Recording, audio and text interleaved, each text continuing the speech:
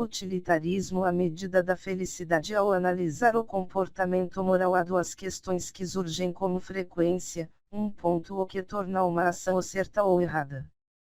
2. Que coisas são boas e quais são más. O utilitarismo, primeiramente apresentado por Jeremy Bentham e depois aprimorado por John Stuart Mill, é a teoria consequencialista mais comum. Ele propõe que a única coisa de valor e a única coisa que é boa em si mesma é a felicidade. Embora outras coisas tenham valor, o valor delas é meramente derivado da contribuição que dão para a felicidade. Jeremy Bentham, de 1748 a 1832, o filósofo inglês Jeremy Bentham, influenciado pelo trabalho de Hume e de Hobbes, apresentou a fundação do utilitarismo em seu livro de 1789, uma introdução aos princípios da moral e da legislação. Nesse texto, Bentham cria o princípio da utilidade, segundo o qual uma ação é aprovada quando tem uma tendência de trazer e oferecer mais felicidade. De acordo com Bentham, a felicidade é definida como a presença do prazer e a ausência da dor. Ele criou uma fórmula da felicidade que chamou originalmente de Felicicálculos para mensurar o valor de diferentes prazeres e dores. Para medir prazer e dor, Bentham verifica duração, intensidade, certeza versus incerteza e proximidade versus distância. Então racionaliza que o que torna uma ação correta é a sua capacidade de aumentar o prazer e diminuir a dor. Essa teoria é identificada como hedonista porque considera que o prazer e a dor são as únicas coisas valiosas e se refere à ação utilitarista porque aplica essa utilidade diretamente nas ações. Para Bentham, o utilitarismo baseava-se nas consequências das ações que eram adotadas. Além disso, enfatizava a felicidade da comunidade como o ponto mais importante, pois a felicidade comunitária é a soma das felicidades individuais.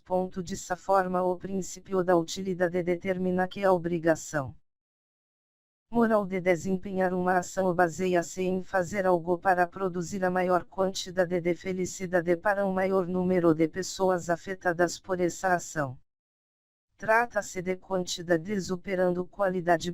Não importa quão complexo ou simples seja o prazer, cada um é considerado de forma igual.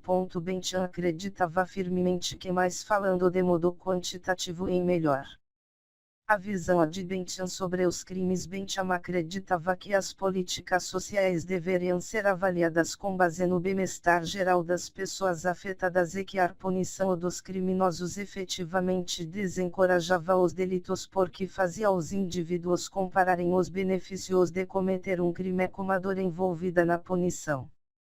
John Stuart Mill, de 1806 a 1873, John Stuart Mill ampliou e aprimorou as teorias de Jeremy Bentham, de quem era admirador e seguidor, publicando em 1861 o livro Utilitarismo.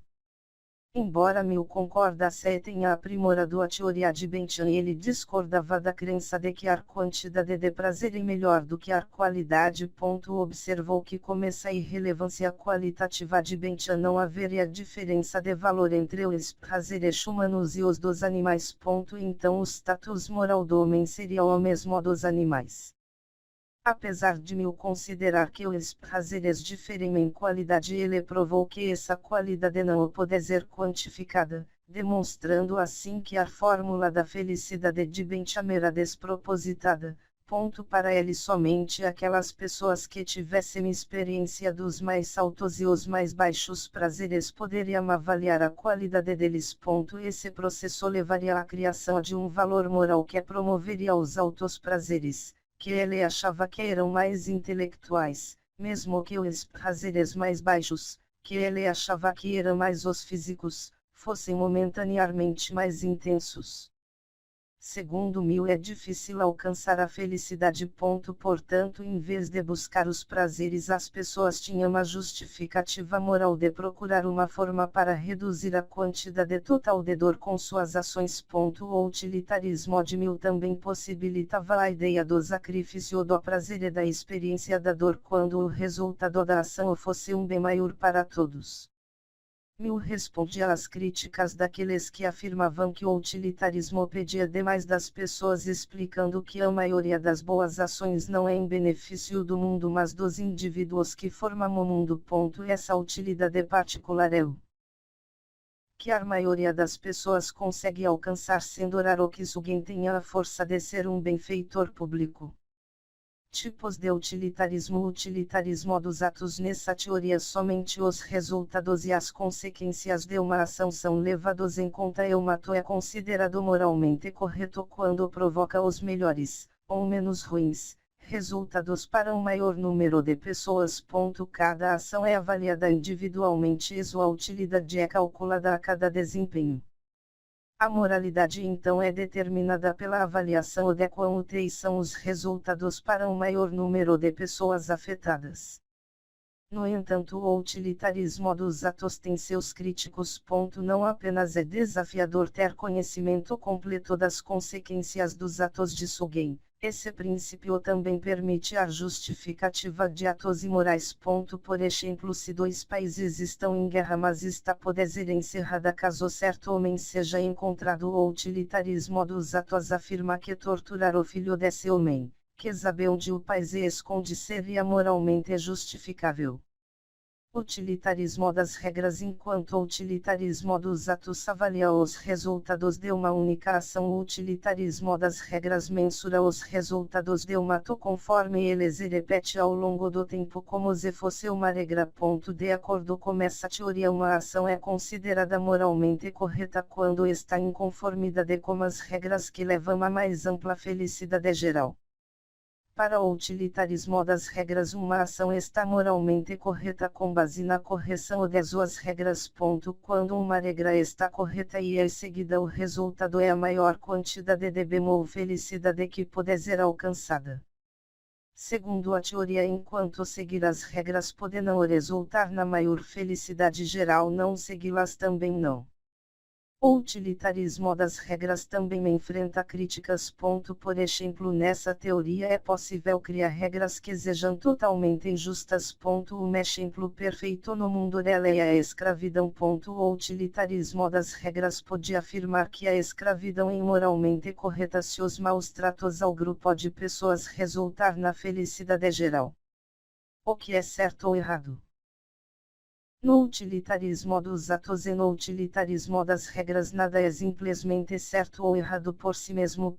Não importa o tipo de utilitarismo, nenhum requer a proibição absoluta da mentira, da trapaça e do roubo.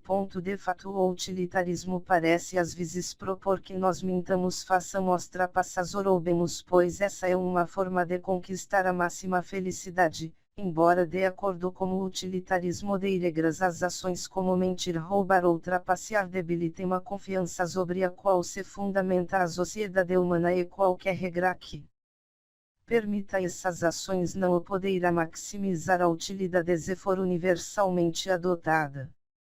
No utilitarismo, a moralidade é sempre baseada nas consequências que surgem como resultado de uma ação e nunca na ação de fato. Por se concentrar mais nas consequências do que nas intenções, o valor moral de uma ação parece se tornar uma questão de acaso. A consequência final de uma ação deve se tornar evidente antes de determinar se a ação é boa ou má.